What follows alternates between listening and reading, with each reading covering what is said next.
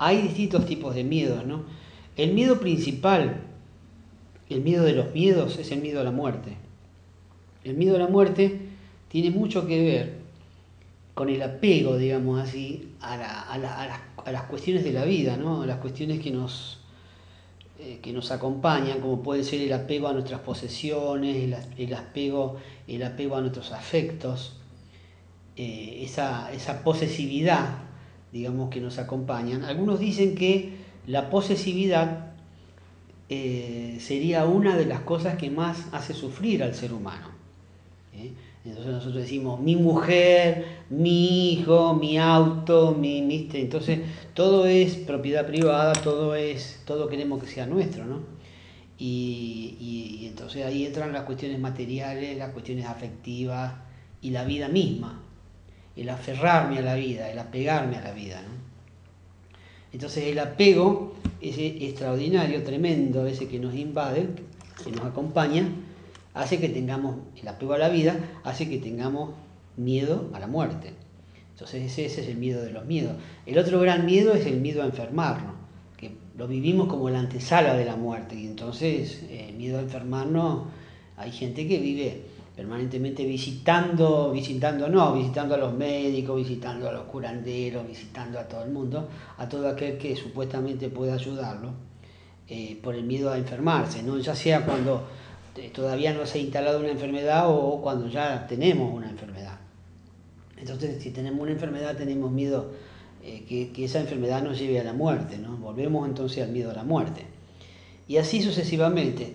Y el miedo a la soledad, que es el miedo que nos toca hoy, bueno, forma parte de ese miedo madre que es el miedo a la muerte, ¿no? ¿Por qué? Porque estando solos tenemos miedo de que nos pase algo, si estamos solos tenemos miedo de correr algún riesgo, nos invade una angustia, nos invade una sensación de no puedo más, la sensación de querer salir corriendo, o directamente podemos quedarnos solos, sufriendo, digamos así, ¿no? Uno lo puede experimentar como una sensación de gran ansiedad, una sensación de casi como que me voy a morir, ¿no? Estar el sufrimiento que genera. Y también con síntomas físicos incluso, es decir, acidez, taquicardia, problemas así intestinales.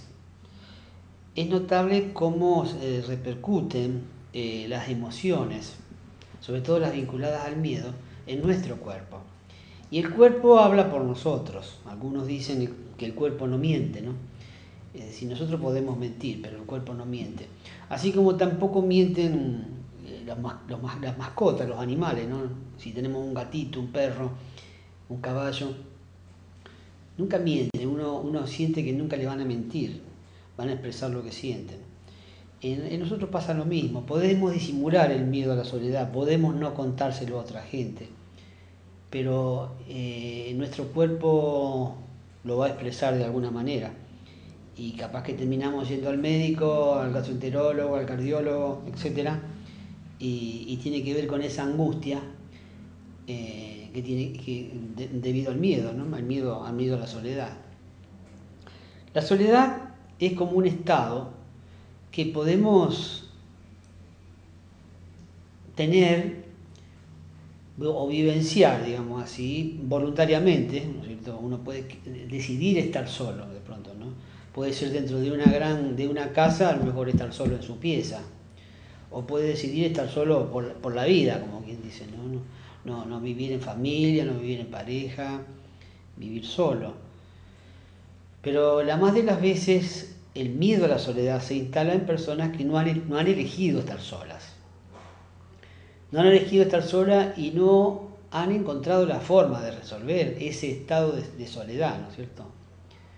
Porque uno puede temer la soledad, pero también uno piensa, pero y bueno, ¿y con quién voy a ir a vivir? No voy a ir a vivir con cualquier persona porque tengo miedo a estar sola o solo. Es decir, que estamos frente a un brete ahí a veces difícil de resolver y que lo tenemos que resolver con nosotros mismos, es una opción.